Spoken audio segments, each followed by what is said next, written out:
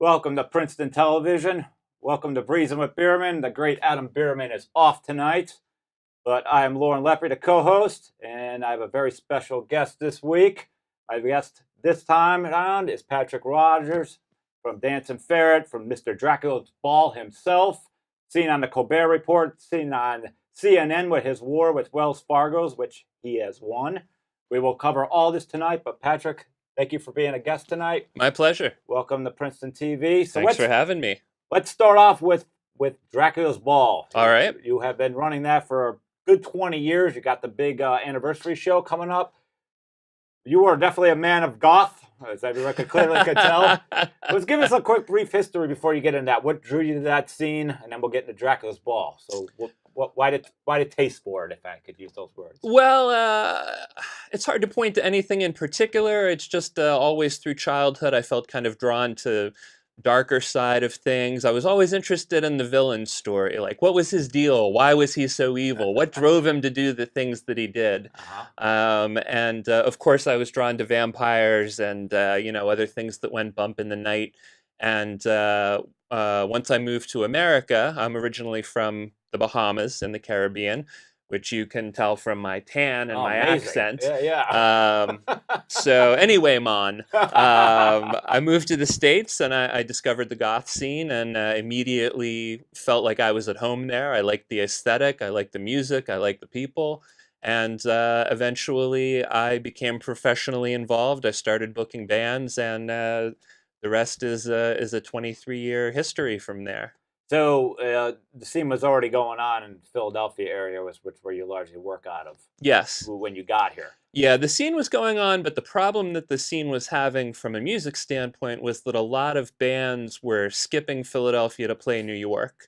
Which happens in almost every genre still these days. Well, it's cyclical, and we've kind of circled back to the point now where it's happening again, which is very unfortunate. And I've talked to a number of other Philly promoters, including promoters from huge, multi-million-dollar promotion companies, and we all share that frustration that it seems to be back to the hey, let's just skip Philly thing.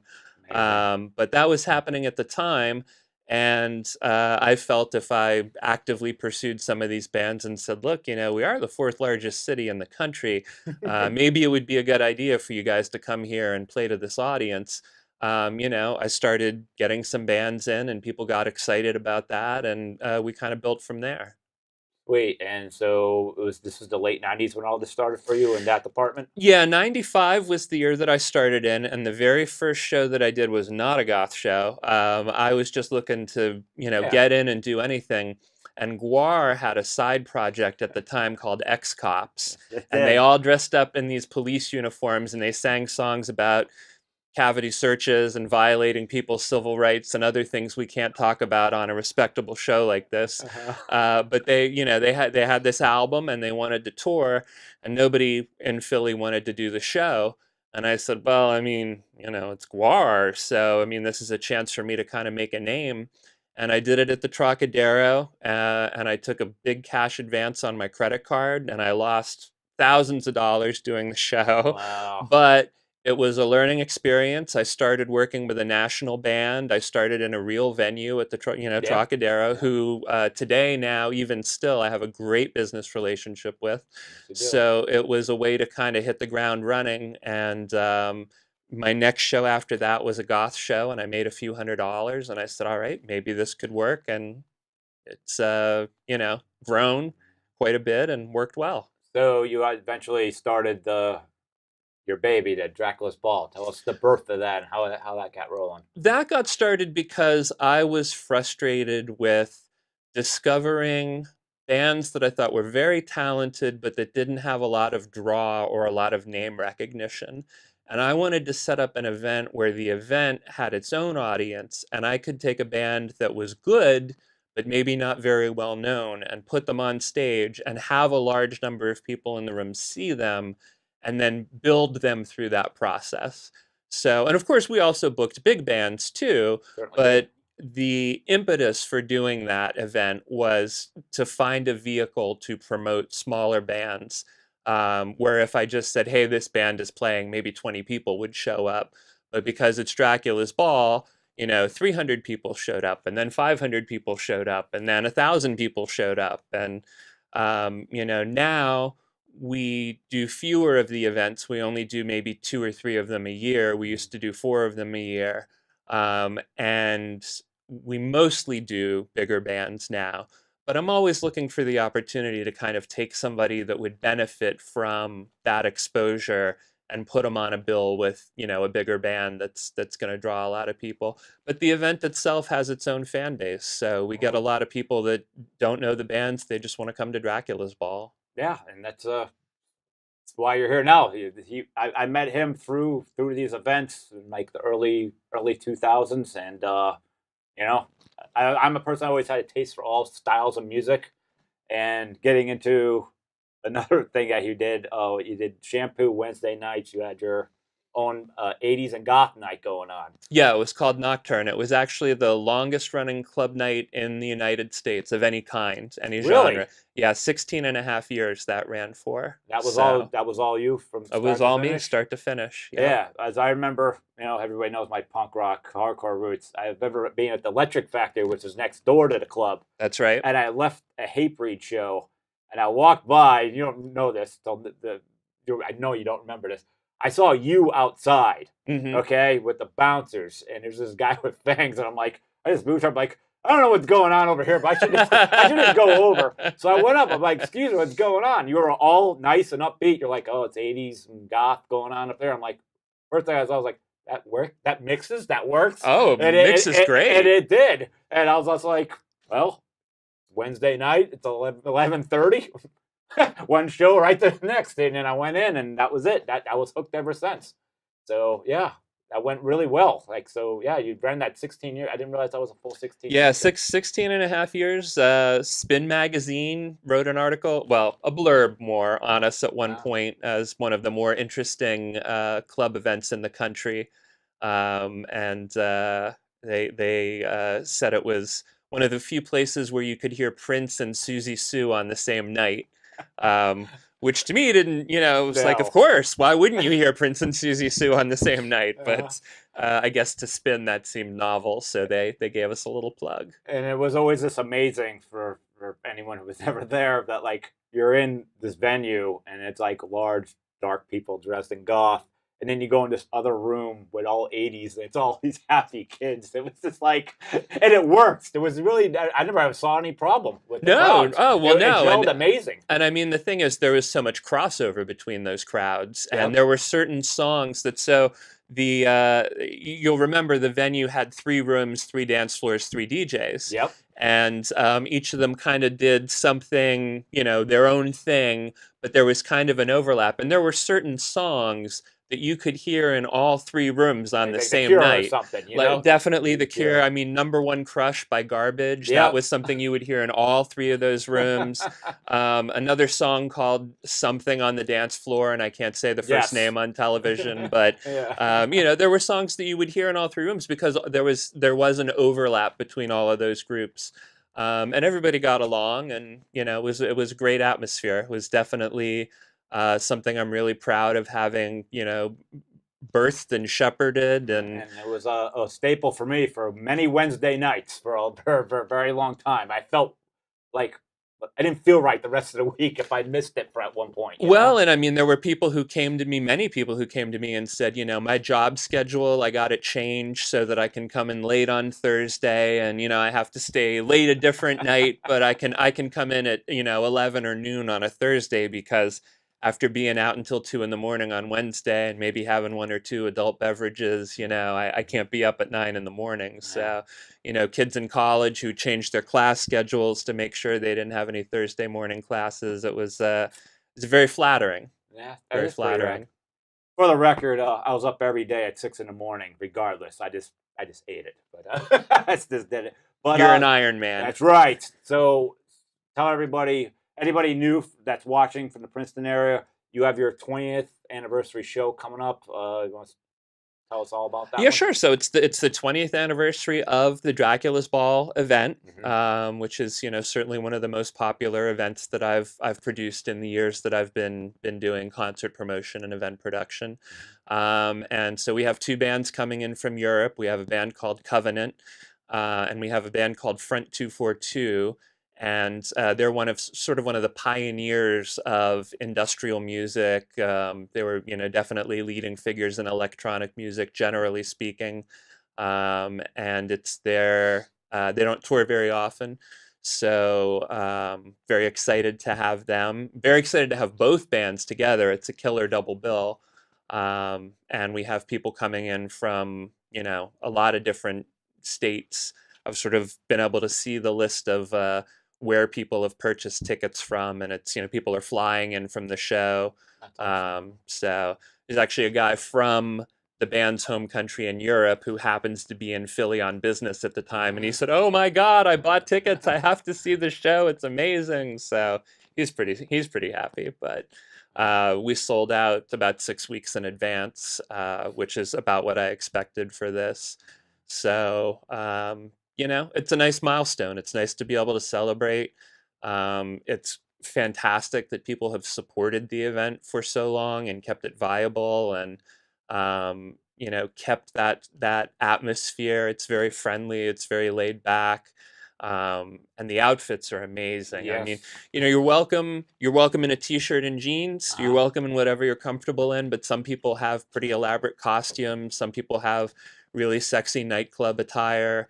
This is our 20th anniversary, so I'm telling people, hey, if you feel like breaking out an evening gown or a tux or something formal to celebrate the anniversary, feel free to do that. And if not, that's okay too. So Crazy. we'll see what kind of clothes we see. Yes, I'm looking forward to it. And also, a lot of people don't know is this man took on Wells Fargo and took them down, saying we all live in a world where the banks are screwing us all over every day. This guy has a really unique story. This guy was on CNN, the Colbert Report. So for everybody at home that always feels hands tied, there's always a way to take them down. So explain your story, exactly how this happened.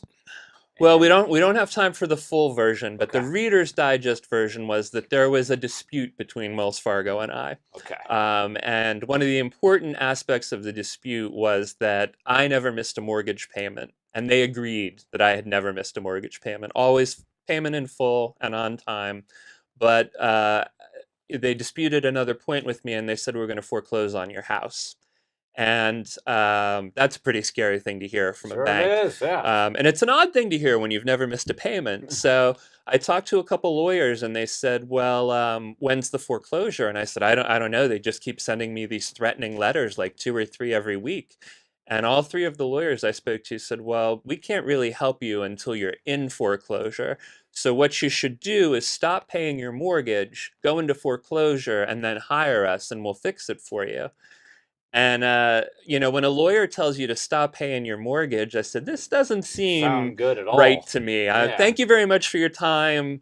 And so I had to act as my own attorney when I sued them. And that was a very educational process. I had to spend a lot of hours doing a lot of research, but I sued them and I won the suit, and they didn't pay what they were supposed to pay. And when that happens, you can go to the sheriff's office and you can have a sheriff's levy placed on the property owned by the person that you've sued who hasn't paid.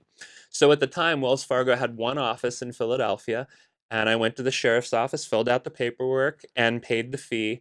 And so the sheriff's office went down there and they put up a big notice on the front door of the bank that says, contents under sheriff's levy, do not remove anything from the premises, and there's going to be a sheriff's sale on this date. And they were going to sell everything in the office, the fax machines, the furniture, the water cooler, the computers. It was all going to be sold at auction to pay what they owed me. And so I took a copy of that notice and wrote a press release and sent it out to all of these different publications, online, print, everything. And I just titled the headline, "Man Forecloses on Bank." And people went nuts. The media went nuts. It was a big story. The Philadelphia Inquirer picked it up. And it went viral from there, and it was the top story on Huffington Post for a few days in a row. I did radio interviews as far away as Canada, did CNN, did Fox News, and then eventually it all culminated in me doing the Colbert Report, which was incredibly fun. Please, Really, really fun please thing to do. tell. Well, I mean, we shot about 10 hours of footage, and it wound up being maybe a 5 or 6 minute segment. But they got Dan Rather to be in my segment, which I was super excited about because I'm a big Dan Rather fan. And Don Lemon from CNN was in it, and of course Steven was in it. And it was just really funny. And they approached me because initially I had turned them down. I said, I don't really want to be poked fun at, and the case is over. I settled. I received, a settlement that I cannot disclose due to, the non-disclosure agreement, but I don't really need any more publicity. And they said, no, no, no, we don't want to make fun of you. We want you in on the joke. We want you to be part of the comedy. We want to work with you. And it sounded like a lot of fun, and I liked the show, and I liked the idea of doing that, and it was really funny. It was really, really funny. Steven was hilarious. I don't pat myself on the back too much, but my bits were pretty funny too. I have a good sense of comedic timing. And Good. anyway, if you Google my name, which is Patrick Rodgers, and the words difference maker, because that was the name of his segment on the Colbert Report, was the difference makers. He had me on as a difference maker, but you'll find a video clip of it online, and it's pretty funny. Awesome. I would definitely check that out. And what would you say to the audience for if they fall into any sort of situation with the bank, them being bullied?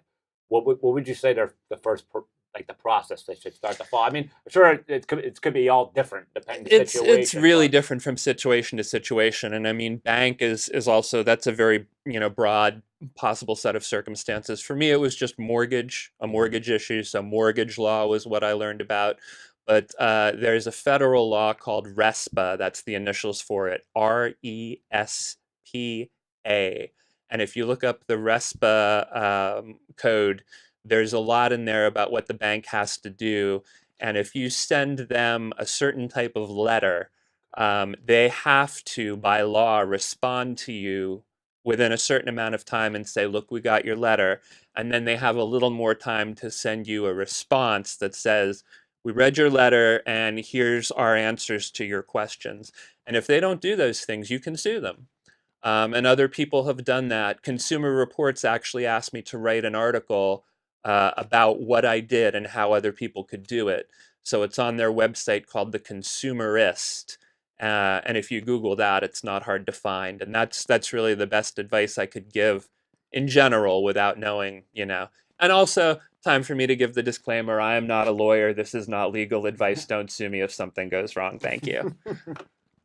But do you just think for a lot of people out there, do you think it's just more of intimidation because it's like, oh, I'm trying to take on a large bank? You think it's just... Well, you're taking on a Fortune 500 company and they have an army of expensive lawyers in suits, but I was my own lawyer for all of that. I did all my own legal research. I filed all my own court documents, and I won. And, I didn't go to law school or anything. So if I can do it, you can do it too. Just, you have to be prepared to do the research. You have to be willing to put the time in. Yeah.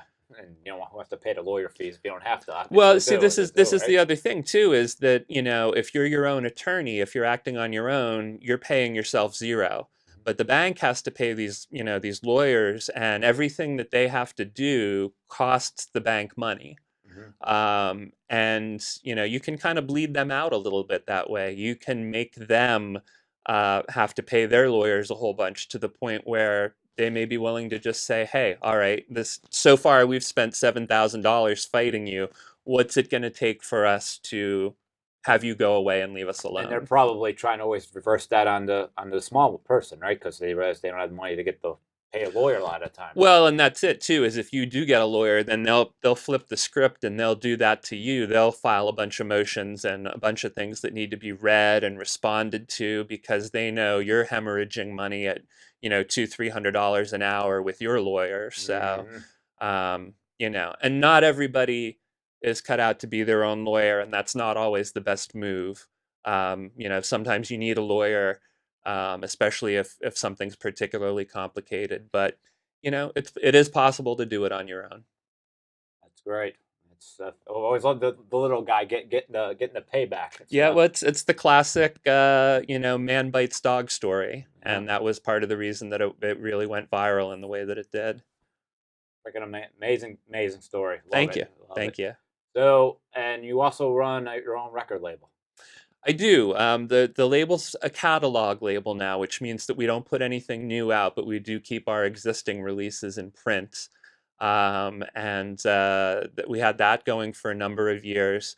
That was very, very labor intensive, but it really provided me with some great opportunities in my life. A lot of the big music festivals that the bands I work with could play at are over in Europe. So I got to tour Europe a couple of times. I actually took the first goth band ever to China. So China's first foreign goth band was a band on my record label that I took over, and we played at this festival there called the MIDI Festival. How did they respond to China? Beatles landing at JFK. Wow. Kind of crazy. Really? Yeah. It was, we couldn't go 2 feet without people asking to have their picture taken. They were super enthusiastic for the performance on stage. It was really an incredibly positive response. We had no idea what to expect. So, maybe some polite applause, maybe indifference, maybe a great response, and it was beyond a great response. That's great. So with the way the music industry is today, constantly pressing CDs, all that stuff's kind of falling a little on the hard side. So you're just like holding them as catalogs now, more or less? Yeah, there's some things that maybe we printed too many of at the time that we still have that we're trying to get rid of. But then there are things that just still have a high demand. There's a band that I work with from Germany. They're called Corvus Corax, and it's a bunch of 6'6", manly German guys, and they play medieval music. And they have about 500 pounds of instruments that go with them for just one of their normal gigs. A lot of percussion, some huge drums. They sing in Latin, and it's quite a performance. They've been called the Rolling Stones of medieval music.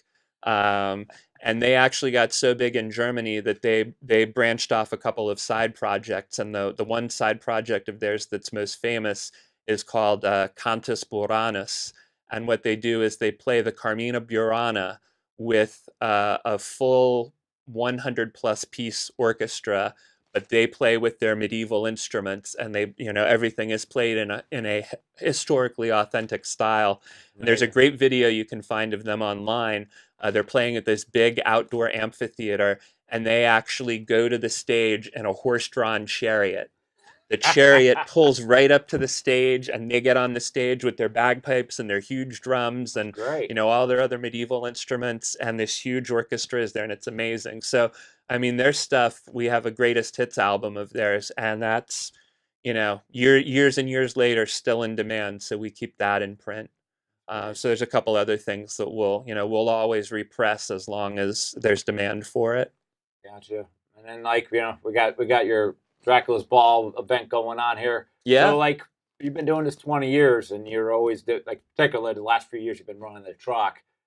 Are you constantly just running around making sure everything's okay? Because I know what it's like when I'm running a film fest. You got to serve many masters, but do you get moments where you sit there and look around and be like, wow, I'm responsible for all this? Wow, It's definitely a chicken with your head cut off kind of situation.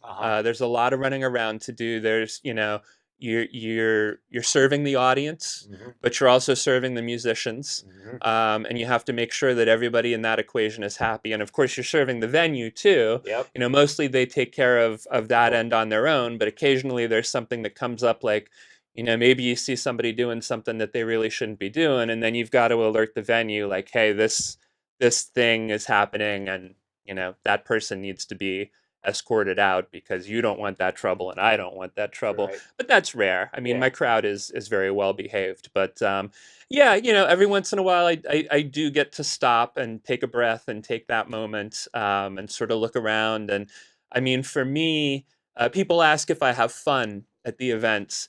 And I don't enjoy them in the same way that the audience enjoys them. Yeah. But what I get is I get an immense sense of personal and professional satisfaction when the band goes on and the first song starts and the people are screaming and they're going crazy and that wave just kind of washes over me. That's, you know, that's my Makes it all reward. worth it. And then at the end of the night, when the band says, you treated us really well, we made a lot of money, and the venue says, great show, we made a lot of money, and the customers, you know, I'm starting to see things on Facebook like, this show is great, we, you know, we drove in from Pittsburgh and we had so much fun, this was Good. awesome. Yeah.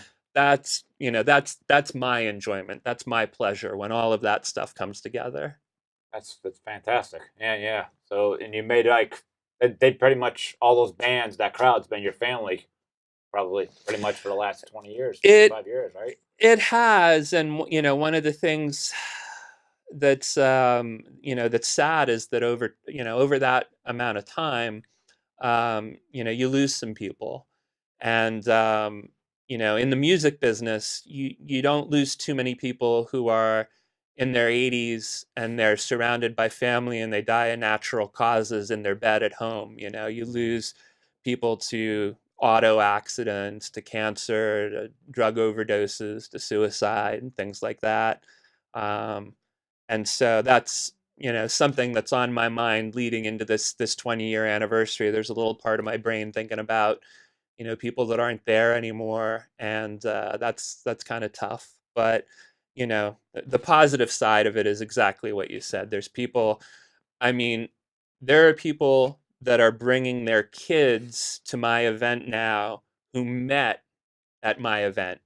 You know, they met, they fell in love, they got married, they had kids, and now they're bringing their kids to this party.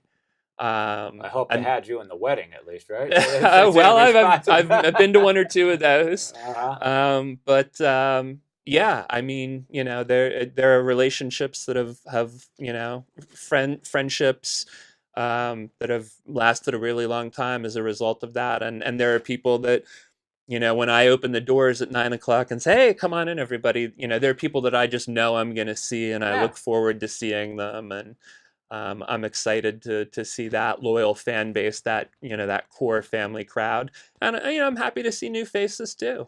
Yeah. So it's a nice mix of that.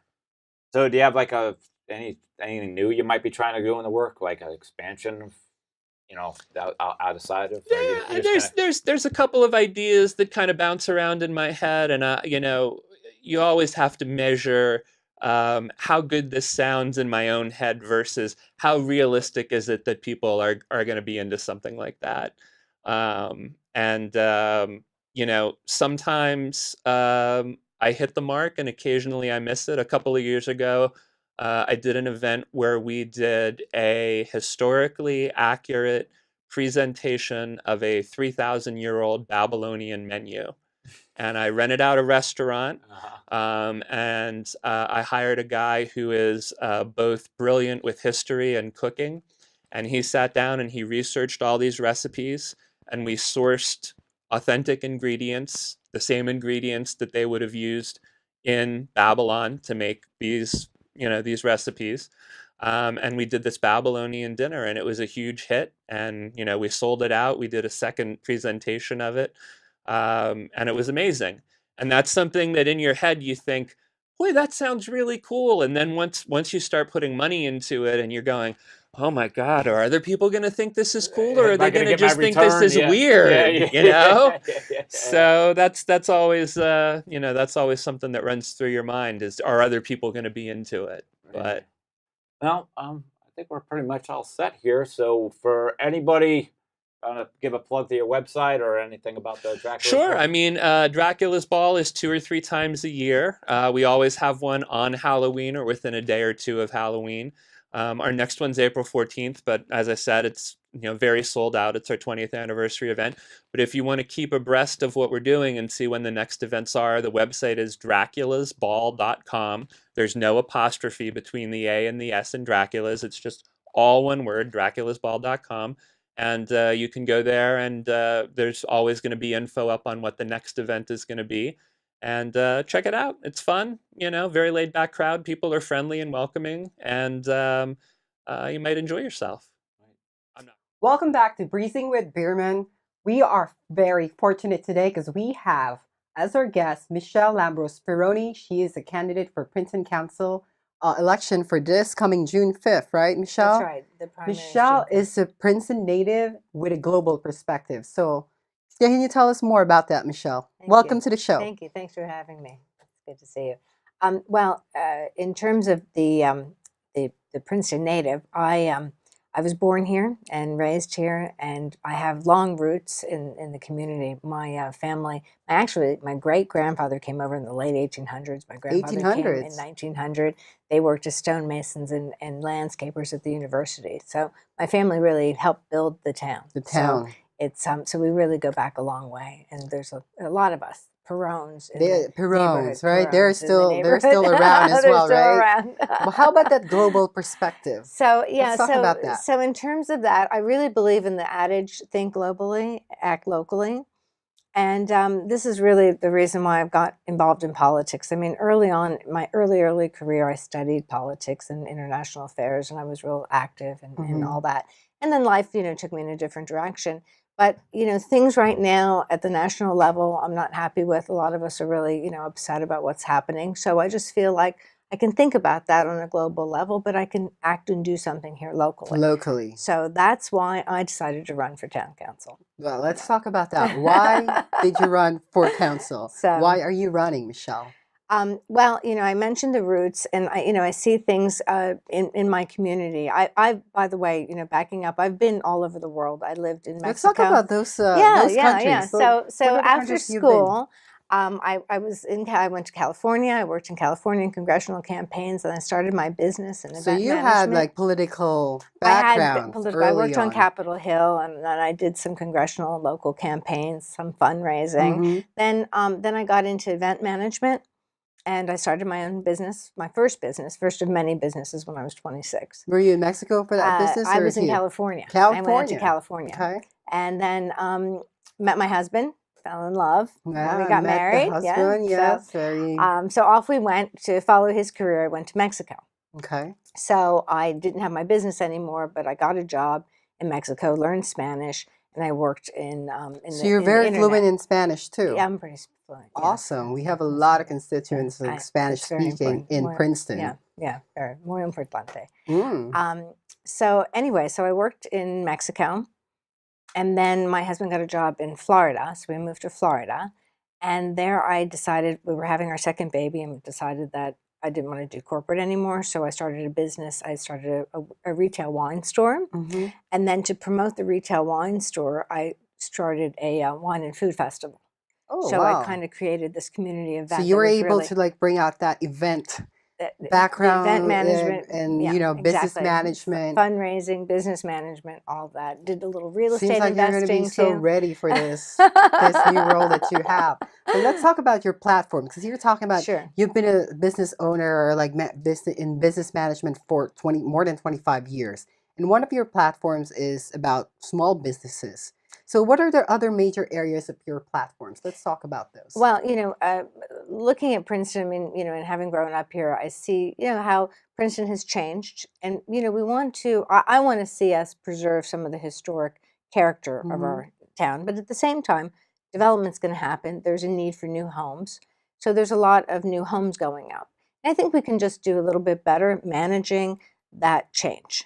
In terms of how we zone, in terms of having smart growth, in terms of sustainability. There's a lot of things I think that we can apply some good management to.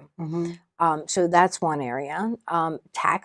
Property taxes are a big concern in New Jersey. New Talk Jersey. about those property taxes, especially like for the It's a hot seniors. button. It's a hot button.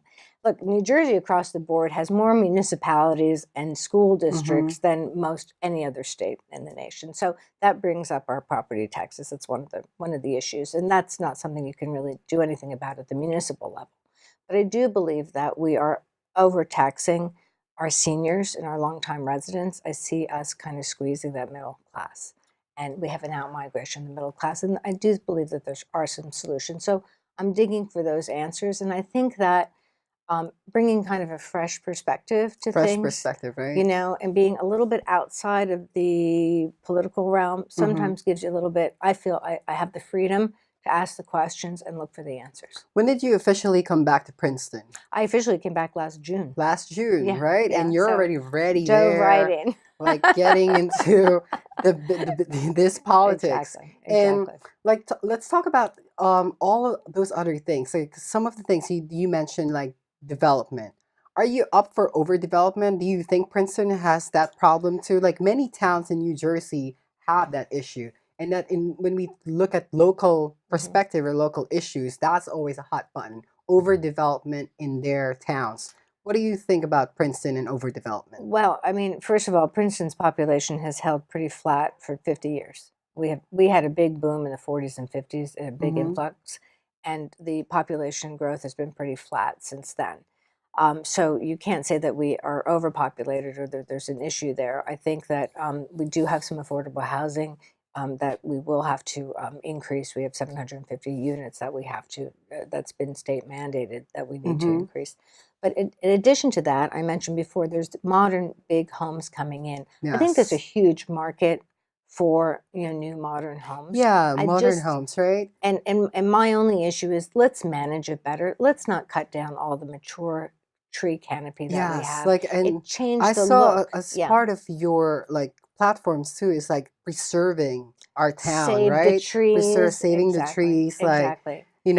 development is okay, but if we are, Yeah.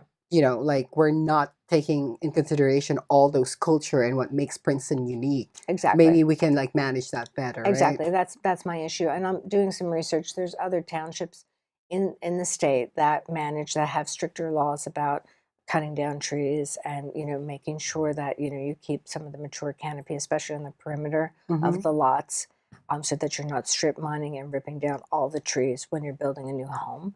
And then you can have some characteristic plans in terms of what the look of the homes is. You can have a little bit more management of that. So I just think you can still preserve the look of our town and still have those new modern homes that's the market, that's market driven, and there's nothing wrong with that. So people will ask like, oh, she just came back to town. And like, are you affected by, what happened in the 2016 election? There was a big emergence of like women getting involved in politics, not only running, but also being involved, like having people vote, like running campaigns. Like, what can you tell about that? Is this a response to like what happened in 2016? Absolutely. Like this town is very upset, like with the results of the presidential election in 2016. And can you tell us more about that? Absolutely. I mean, I was in Kuwait, and we felt the change in what was happening and not liking the direction that the country's going in. And I resolved that when I came back to live in my hometown, I was going to be in public service. And I think the more women that get involved in government, that run for office, the more we can affect positive change across the board at all levels of our government. So when I came back, the first thing I did was to join the local Democratic Club, and I applied for a training program that you and I both know Yes, which is Emerge New Jersey. Yes, I featured that organization 2 months ago in my What's Trending segment. It's the Emerge New Jersey. They train Democratic women to run for office, and not just to run, but to run campaigns and get involved in politics. Michelle and I are part of the class of 2018. We're so proud of that. Right. And Michelle, and so as I think 3 more, Darcy, Trisha, Nicole. And Nicole now. They we're all already running, but there are still in this class that will end in June. And while they are being equipped to be great candidates, they are already running for offices. It's like real-time training.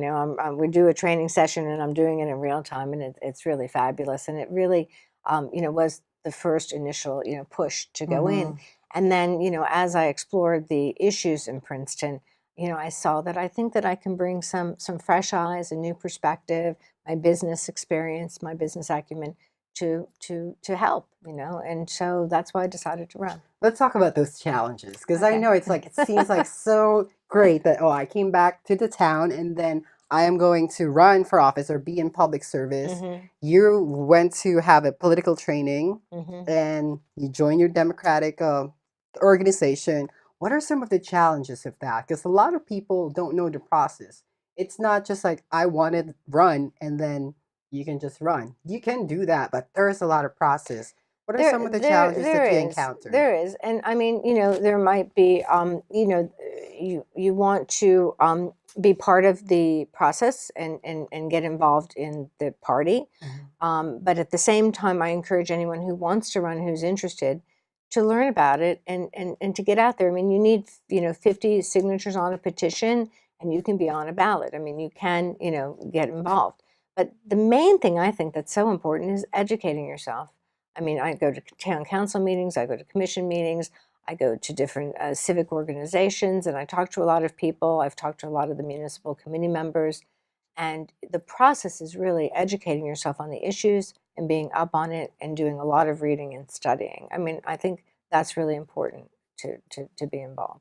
So our Emerge New Jersey started in January, and then you got into this political arena officially like February. February. I think we had like 2 classes in one weekend, and then Michelle came back to class and like, I am running for Princeton office. Like that's how it was done. But in that for those young women, not just women, for those people are interested in politics, like learn your affiliation, right? Either whatever part you are in, either you're Republican or Democrat.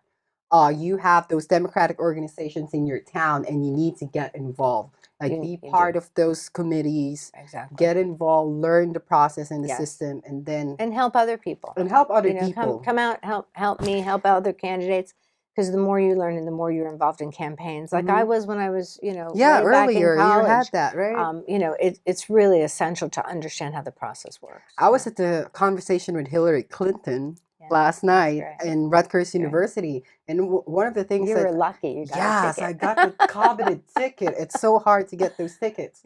But anyway, she was asked about how can we like sustain this emergence of like women like getting involved and all the March for Our Lives, Women's March, like all those people, the people getting engaged, being activists as well. How can we sustain that? And she answers the same way as you did, like get involved. Not everybody will be wanting to be the candidate. Right. Not everyone would want to run, but you can still be involved. Right. I have to say, I've met so many amazing women, from our Emerge sisters also to like local people that I'm just meeting that want to be involved. And so many people are just jumping on the bandwagon of my campaign to help me. Yeah. And it just makes my heart swell. It's just Tell us amazing. some of those experiences. I mean, people like, that just say, let me come help you. What do you need help with? I'm like, oh, please help me with social media. I'm really hopeless. Yes. And, so I have someone she's lovely, Patty, who's helping me on social media. And then I have someone that does PR. A couple different women who do PR. They're giving me a lot of assistance. Like people that you already know? No, they're people that I've been meeting, which is so amazing. And then one leads to another, to another, to another. I mean, I've been going to a lot of civic organizations, the Chamber of Commerce, the Princeton Merchants Association, things like that. And I meet different people in different venues. I mean, people, even some that are just in financial realm or bankers or whatever. And they've stepped up and said, you know what, if you're going canvassing door to door, I'm going to come with you. Here's my card.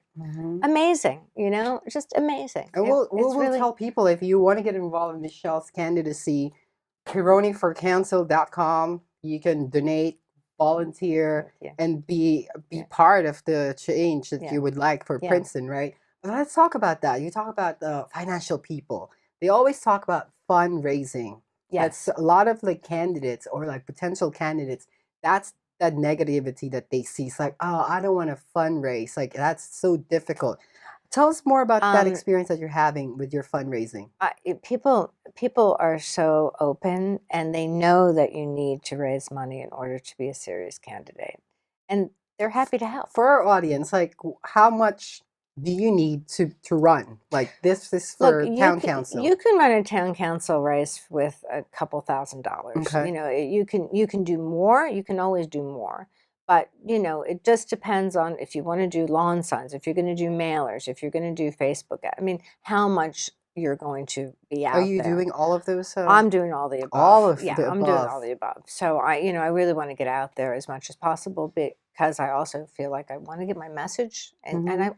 I also really feel it's important to give a voice to people that may not be in the political circles. You Mhm. know, people that may feel somewhat disenfranchised or disconnected with what's happening in town politics, and I want to tell them it's your primary, it's your Mhm. vote, it's your town council, and they can come out and Let's talk about that process, and because like in okay, June and be part 5th, of it. this is just the Democratic primary. Yes. So why are we just focusing in Princeton and Democratic primary? I thought the election is in November. You're- Most people you're will right. think about that. You're right. Explain it to our audience why June 5th Right. is the coveted day that needs to be determined.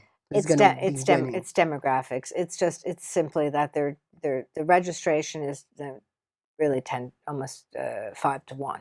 5 to 1. Democrats So to there are like Republicans. 5 Democrats and 1 To Republicans everyone in Republican. Princeton. Yes, that's correct. So it's a huge difference. Now, if you don't change, if you want to vote in the Democratic Party, so in other words, the people that are running for the primary right now, the top 2 vote getters will be the next council people. That's kind of how it works.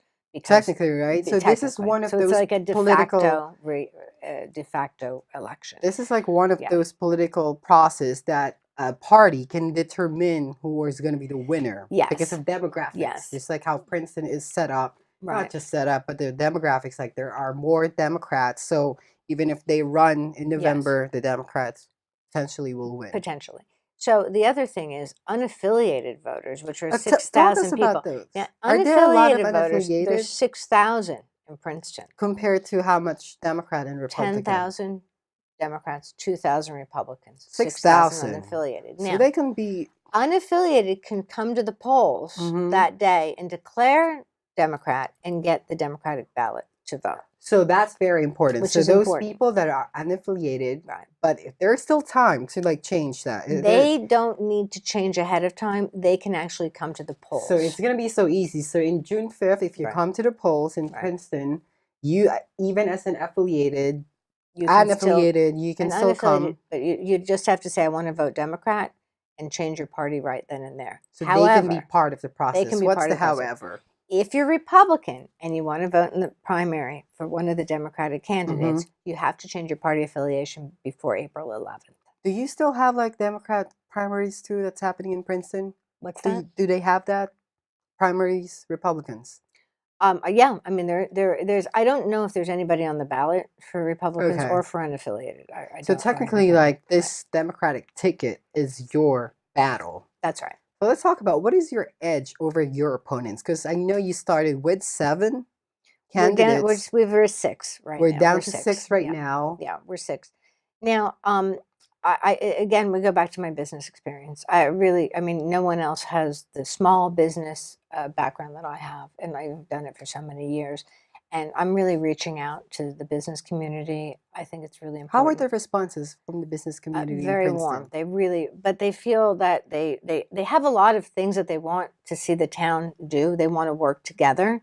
And there is an economic development commission that was recently formed, which I think is a fantastic first step in getting this communication happening between the town, the And business owners and the university. and the university. This is a really essential component, and I think that my business background, my acumen, gives a little bit more insight into where the business community is coming from. We're not an adversarial. We need to be supporting it. I mean, I believe that small business is the backbone of the economy throughout the country. Throughout the country. And here in Princeton, we are having some ripple effects of, a lot of big box retail and online, that are really hurting, creating a lot of competition. Especially like the small business for the owners. small, mom and pop shops. Yep. And, our restaurants are doing fine, our services are there, but it's those retailers I'm really concerned with. A lot of us are concerned with.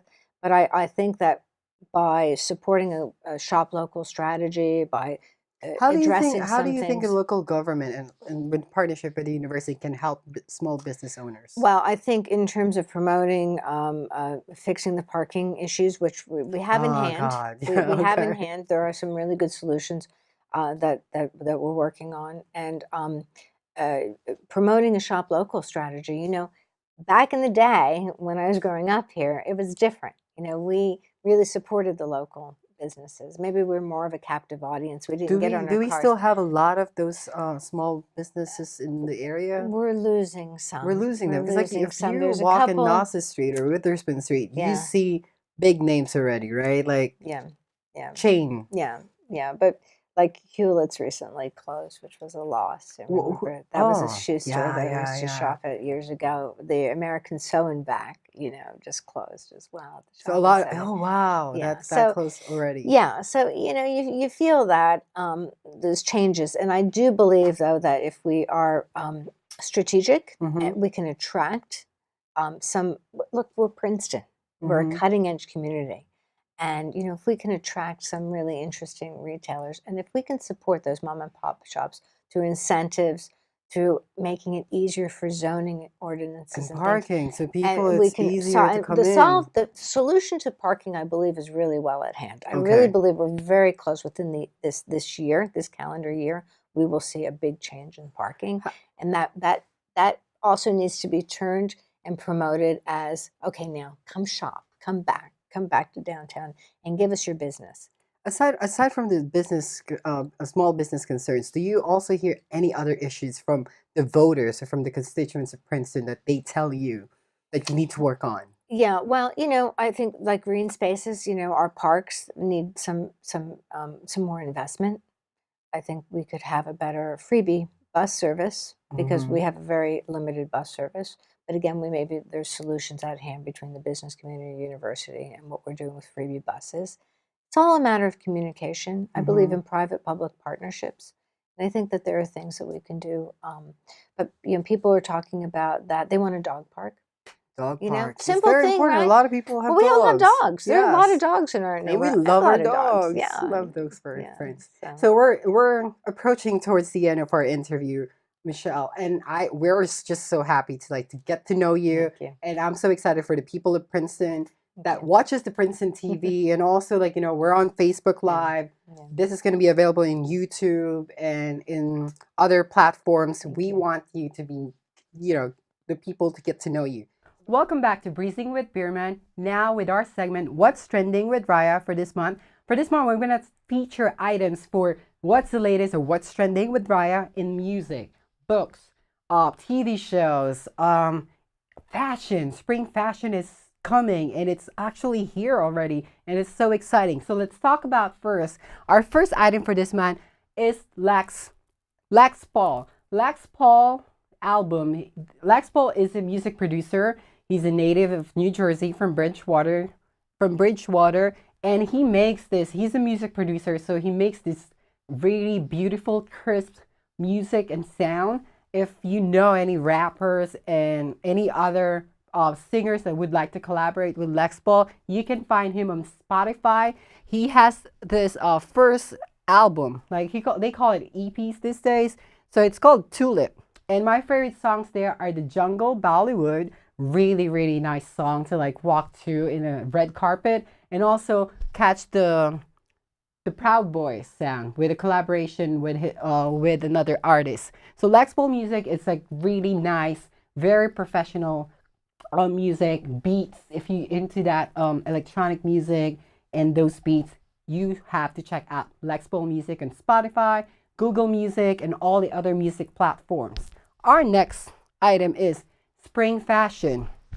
All these beautiful women, all they're wearing is what's in for spring of 2018. Let's talk first about the rubber. So rubbers are not just for your, a hand glove now. you can make a great fashion from that. Like, look at that yellow dress there, pencil cut, really nice crisp look, and you can like find that in major stores now. Also, ruffled shoulder pads. That's gonna be back in for spring of 2018. They're also like talking about this millennial pink. Millennial pink is about that subtle baby pink color, but it's not quite that light. It has that, vibrant color in it, but it's like lighter than your normal hot pink. They want you to like match that with any red colors, and you're going to be ready for spring fashion. Also, what they're talking about, the asymmetrical or asymmetrical neckline. That's going to be in as well as your square line. When it comes to colors, any mixture of different colors, it's going to be in for this spring. Like this item there, it's like multicolor, rainbow colors going to be there. And lastly, I want to talk about feathers and fringe. Anything that you can like, add to your outfit, any feathers or fringe and fringe earring, that's going to be in for the spring. And lastly, I know most people don't like fanny pack, but they're here to stay. They're going to be here to stay, and they are going to be the stylish bags that you can carry on during the spring. So check out those things. These items are in l.com, and also follow me on my @RayaRBL on Twitter, at RayaMish on Snapchat and Instagram, and I can link you up to all the information about spring fashion. Our next item is for the book, The Subtle Art of Not Giving a Fuck. So, F word. Mark Manson is a super blogger. He wrote this book regarding talking about the counterintuitive approach to being happy. Like, he talks about not talking about so much about, we always need to be positive in our lives. But sometimes, like it all depends on the things that you care about. So he teaches you, or he tells you how to like choose the things that you need to care about, or the things that you give a fuck about. And it's really like a very millennial, it's a generation defining self-help book if you want your life to be better and happier. Our next item is Sneaky Pete. So this is something that I'm watching these days on TV. So Sneaky Pete is a TV series on Amazon Prime, and they are currently in their second season. This is a story about a con man, not really stealing. In the beginning, stealing the identity of his cellmate Pete, tried to pretend to be Pete and meet the family of Pete, and the family is also crazy. He is crazy, they're crazy, put all those things together, and there's a lot of scheming and deceitful tactics. It's very, very compelling story. Executive producer Bryan Cranston, and stars Giovanni Ribisi, and Marion Martindale is also there, which is a great actress. So catch that. You can binge watch season 1, and season 2 just came out like a few weeks ago. Sneaky Pete on Prime, Amazon Prime. And our last item is going back local. Hobin Chicken. Hobin Chicken is a Korean restaurant over at Nasa Street. I've had a chance to taste their food. If you are craving for that chicken, for Korean fried chicken, that double fried chicken, you have to check out Hobin Chicken. They are located on Nasa Street. They also have a lot of ramens, teriyakis, tempuras, and udons. And I don't like banchan chicken. I think it's a lot of hype. Support local restaurants like Hobin Chicken. They're here in Princeton. And if you're craving for that type of Korean food, make sure you check them out. So that's our last item for this month. That's what's trending with Raya. Don't forget to catch me at RayaRBL on Twitter and at RayaMish on Snapchat and Instagram. Baba Booey to all. Thanks.